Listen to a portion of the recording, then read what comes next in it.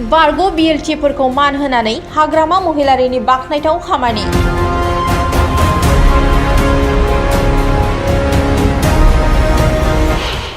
हाग्रामा महिलारिया एक्स बिएलटि memorial park लुफुंनायनि थाखाय अन्थाइ खाम्फा गायसनदों।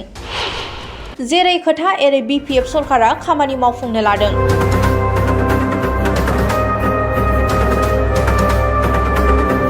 आलादा बड'लेण्ड रायजो सोमावसारनायाव मैखोमै बिहोमा होबोनाय आरो बिटिसि सोरजिनायाव मख'जाथाव बिहोमा होबोनाय एक्स बिएलटिफोरखौ मान होनानै बिटिसिनि चिफ हाग्रामा महिलारिनि दैदेननाय बिटिसि सरकारा क'क्राझार जिल्लानि कारिगावआव मोनसे एक्स बिएलटि मेम'रियेल पार्क लुफुंनायनि थाखाय अन्थाइ खाम्फा गायसनो।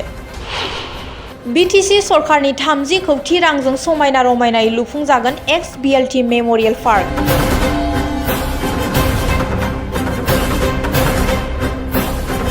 बिटिसिनि इएम प्रकाश बसुमतारी, एमसिएलए जुबिराज बसुमतारी आरो दनेश्वर गयारीजों लोगोसे बिटिसिनि गोबां बारग' बिएलटि सोद्रोमाफोरनि नुजाथिनायाव बिटिसिनि चिफ हाग्रामा महिलारिया दिनै एक्स बिएलटि मेम'रियेल पार्क लुफुंनो थाखाय अन्थाइ खाम्फाखौ बेखेवना होयो।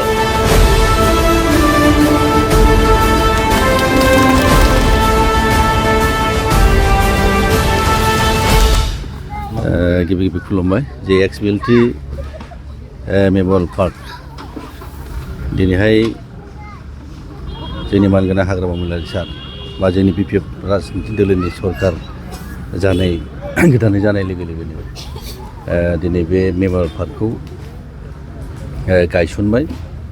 दिनै खुब रंजाथाव दिन होननानै जों बुंनांगोन। मानो होनोबा दिनैनि जे परिबेस, दिनैनि जे बे थासारि बेखौ बिथांमोन बा एक्स बिएलटिफोर बिथांमोननि गोसो मोदोम जिउ होनानै बाउसोमलांनानै दिनै मुंख्लं जालांनायफोरनि बेवहाय 100% बेवहाय कन्ट्रिबिउसन दं। मानो होनोबा थांनाय गोबाव सम जे आन्दलन, बे आन्दलनजों जड़ित जानानै बिथांमोना दिनैनि बे बिटिसिनि जे महर बेखौ बिथांमोननि 100% कन्ट्रिबिउसन दं। दा बेनि असिलायैनो दिनै बिथांमोनखौ गोथां महरै बा गोथाङै दोननो बिथांमोननि जिउ जारिमिनखौ गोथाङै दोननो थाखाय दिनै बे थांखि, बे उद्देश्यजों दिनै बे मेम'रियेल पार्कखौ बानायनाय जादों। आसा खालामदों निस्सय फैबाय थानाय जेनेरेसना बिएलटि होनोबा बा बिएलटिया मा जिनिस, बिएलटिया सोरमोन, बिएलटिया मामोन, मा थांखिजों बिएलटिखौ बानायनाय जायामोन, बेखौ निस्सय जोंनि इयुन जोलैया बे पार्कआव हयथ' फैनानै मा होननानै सोंथि सोङोबा निस्सय जों बयबो मिथिनो हागोन। बे असिलायैनो जोङो दिनैहाय बे मेम'रियेल पार्कखौ बानायनाय जादों आरो खुब गाहाम जादों, खुब मोजां जादों, बाख्नायथाव। आंबो बिटिसिनि सासे इएम हिसाबै बा बिटिसिनि सासे नोगोरारि हिसाबै आङो गिबि आरो फिन खेबसेबाव आंनि गोसो गोरबोनिफ्राय मानगोनां हाग्रामा महिलारि सारखौ आङो साबायखर बावदों। मानो साजायनानै दानि आधुनिक जे पार्क बेखौ जोङो बानायगोन।